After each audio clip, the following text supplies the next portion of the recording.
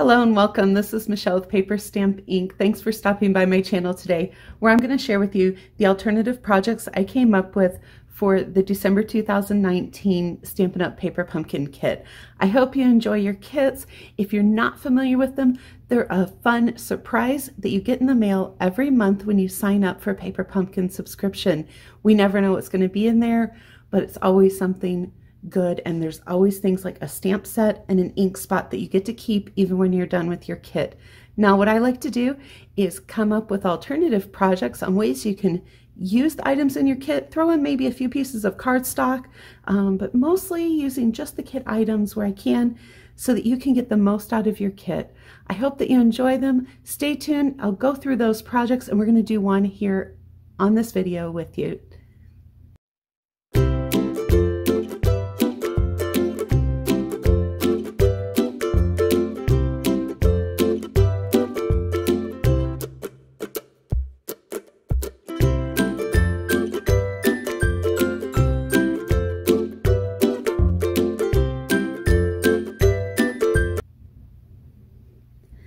All right, so these are the cards that were designed to be made with this month's Paper Pumpkin Kit. So there were 12 cards, and they came with these bases and beautiful pattern paper.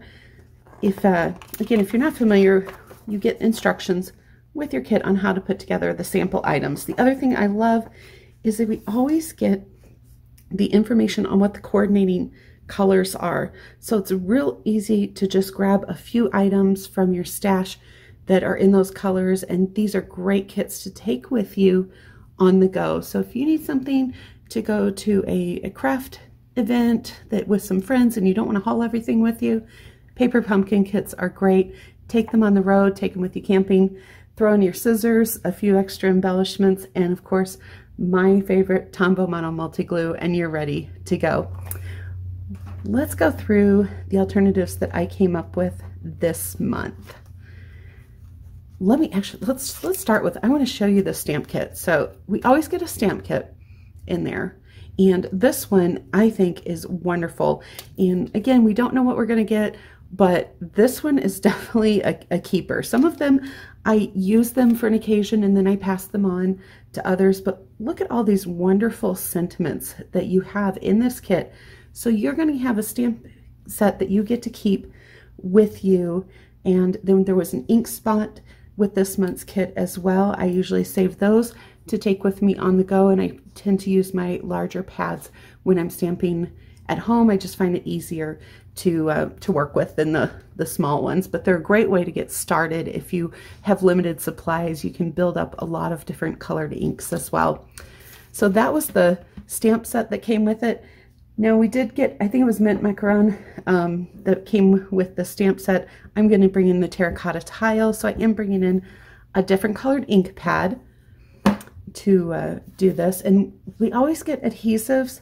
Now I will say that I am not a big fan of the little adhesive dots that they put in the Paper Pumpkin kits. Yes, you can use them in a pinch, but I find them a little bit frustrating to deal with. So I always bring my Tombow Mono Multi-Glue. It's my glue of choice, and it's so easy to just throw this in with you. So here are the alternatives I came up with. I love that pattern paper, and so I like to use it just as a large background. These two pieces of cardstock are actually the backs of the envelopes that were in the kit. So the envelopes had a pattern, or not the envelopes, the card bases had a pattern paper on the front and a solid on the back. So for the most part, I just used the pieces that were the backs of those cards. I matted it with the green, put a couple layers on. These stickers came in sheets with the kit. So we got 4 of these sheets. So I used one of the flowers, a couple leaves, and it also came with all of these great little sentiment strips. Pop this up on some dimensionals and good to go. So very quick and easy. This one, I took the stickers again from the kit. I love this circle polka dot. I have to say that was my favorite. I could have done with more and more of those. I probably would have had a ton of cards with just that. I just found it so much fun. But I took that and I cut it not exactly in half, but approximate. You don't have to worry about it because I then just took and flipped those and put them on the side, each side, and then I used the other yellow polka dot piece in the middle, pop my sentiment up on pop dots again, or dimensionals, and again layered with one of the backs of one of the cards. This one was very simple. Just used the front, cut that card front down with all that beautiful floral image. Again, like I said, a little addicted to those circle polka dots. I put that in the middle, took some of the little flowers that are stickers, placed those on, and then used the rhinestones that came in the kit for the center of the flowers.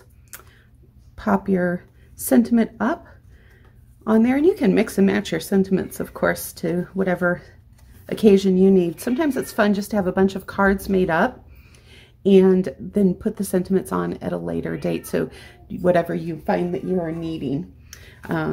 So this one, I just took some rectangular pieces I cut down, used some of the foil pieces that came in the kit that were stickers, this yellow polka dot piece, and again the flower with a couple leaves on there. Very quick and easy cards for sure. More of those foil pieces, the leaves, behind a strip of one of the card fronts. And then this one I just left without any sentiment, so again it can be used for a variety of occasions. I did use on this one, there was a lot of extra from these foil pieces left over from just the background, and so I used our new punch that's a free item in the occasions catalog, one that you can actually, not in the occasions catalog, in the celebration item. So this is a punch that you can earn for free with an order during celebration. I punched out some of that excess background paper to make flowers and used the dimensional, or the rhinestones on there. So fun cards. I love those, but we're going to put this one together today. And again, I just think these polka dots are so much fun, and I love this floral pattern on this card. I've already pre-cut our pieces, and I will have the dimensions over on my blog post, so you can look for that and get all of the details, so you don't have to worry about finding those while we're going over this card. I cut this down. I did want to cut it to the dimension of my card base, which is 4 1/4 by 5 1/2. I did get a little bit shy, so instead I just trimmed a tad off of each of those sides until I had a very, very thin border. So if you ever get off and you don't have a full card front, just trim it down just slightly and let a little bit of your card base peek through. Don't toss it away. And I've tried trimming my card base down before, and I don't know, I just never seem to quite get it in the right place. I don't know, it ends up being more wasteful because I think I cut a little bit too far. I have a hard time cutting straight if I've already tried to put that paper on and trim it down. So I'm just going to adhere this piece on the front, and then we're going to take one of those fun polka dot circles, and instead of putting that whole thing on, I love to take my shapes and put them off the sides. So I'm just going to come down here, and I want to get most of it on there. So I'm going to line up, let me show you from the back so you can see what I'm doing. I'm just going to put most of this where I got that corner almost right up to the edge, and that's going to make sure I've got the majority of my circle in there. I'm going to take some of my other scissors that I don't use for cutting paper because this is sticky and I don't want to gum up my regular scissors, and we're going to cut right along the edge there. And I apologize if I get my head in here, I'm trying to get a good view on that. I'm going to save those little pieces in case I decide that I need some accents on another card. I can definitely use these for that as well. Now we've got our great little circle down in the corner. I'm going to bring in my paper piercing mat because whenever I'm stamping with my photopolymer stamps, I like to have this for a little bit of give in the background. I'm going to open up the Calypso Coral. What a fun spring color. Now, I don't know where you guys are in the country or in the world. I'm in Montana, and it is, at the date that I'm actually filming this, it is February 2nd, and we have just had this crazy, beautiful, warm weather. It's felt like spring, and it's been January, just turned February, so I'm ready for spring. I'm getting a little bit of spring fever with that weather. Living in Montana, though, I'm pretty sure it's not going to last. So I'm going to go ahead and adhere this on and just trim that edge off there. You could put the whole thing on if you like. Just give me your opinion if you think it would look better centered and have both ends, or off to the side. I think I'm going to do the same thing I did with the first one and go ahead and put it off to the side. So I'm not going to put any glue on that very edge there. Let's go a little bit further here because I do want my side to adhere down well. Line that up.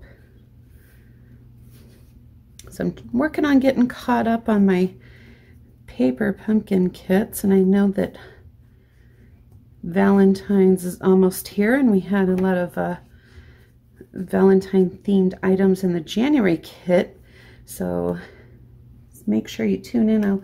I will be working to get that out before Valentine's so you have enough time to make those projects. I'm going to trim that off a little, but I'm also going to make some cards that are good for other occasions too out of those, because I like to give you different thoughts and different ideas. I'm going to go ahead and adhere that down on our background.